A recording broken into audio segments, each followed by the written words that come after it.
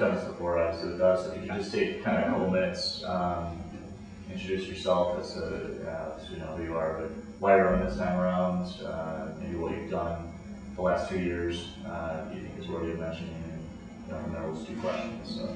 Sure. Okay.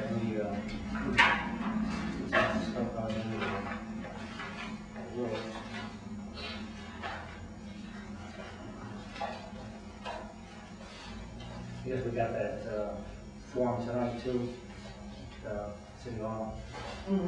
That. The taxpayers group, or yeah, taxpayers group. Okay.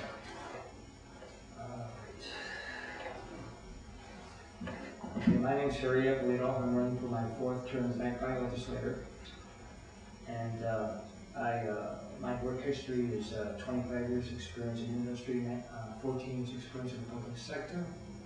I just recently retired with City of Lockport as a senior building inspector August 1st.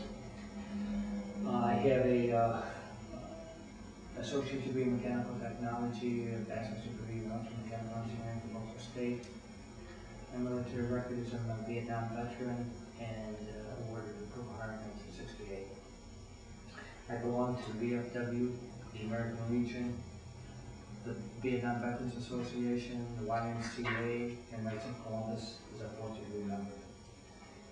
My community involvement entails 24 years as a president of the Angel Baseball League, and within that time frame, I designed and opened up 10 diamonds in Davidson Road, along with the maintenance building and concession stand, can equipment and backstops, and that's just all of it.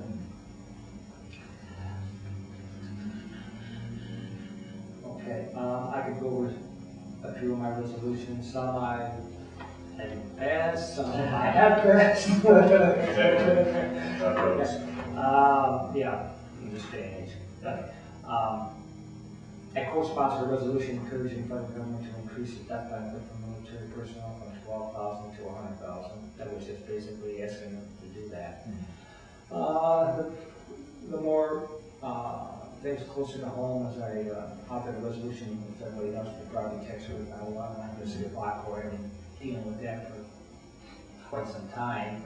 My last resolution entailed 2000 stabilizing the 2006 level of county property tax at the water line, and they voted that down. So it's like $265,000 we pay property taxes at the water line, and about $65,000 the county portion of it. So I'm not going to let that die. That's for sure. That's in my cause. I'm going to try to get that done.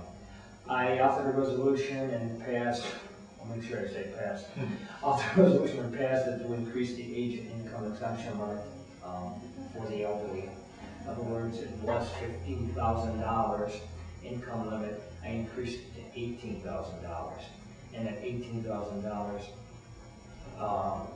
the property tax exemption is 50%, with a sliding scale down. I did the same type of resolution and it passed for the disability income exemption. I increased their income capability another $3,000. So that was good. I authored a resolution proposing the City of Lockport and North Carolina to be included in the 9 megawatts of low-cost power. That didn't go so well. Basically what they're doing is they set up a committee for distribution of low-cost power for industry organizations to apply. So I gave the City of Lockport an application to apply.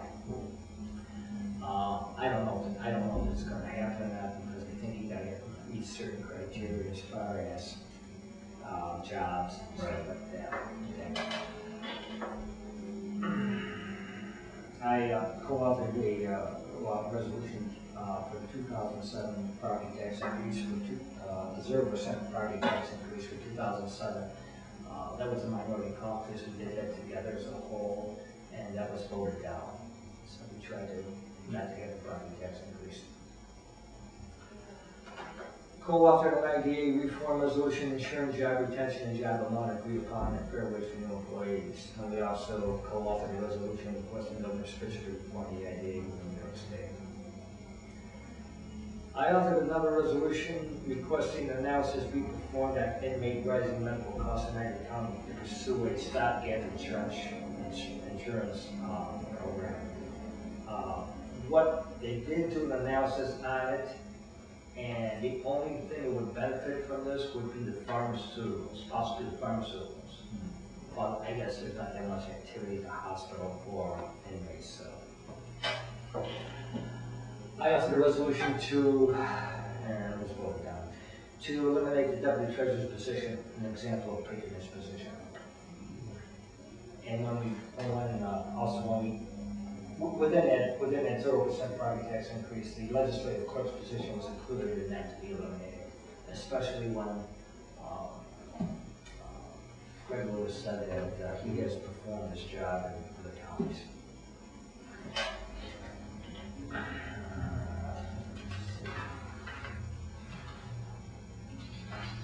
I think, well, the most recent one I was reading about, there's a couple of them, is the cool for veterans resolution.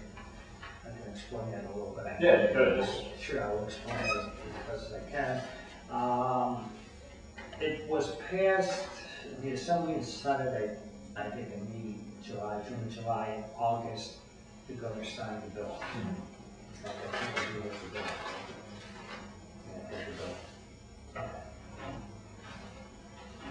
What, last night in the administration meeting, I presented this, and I tried to, and Bill Budd did an excellent job as far as the spreadsheets go, as far as the spreadsheet goes. My original proposal was, let me go back to the beginning. Right now, the county of Niagara has exemptions, 3 different exemptions for veterans. They have veterans that were in combat zone, they get an exemption.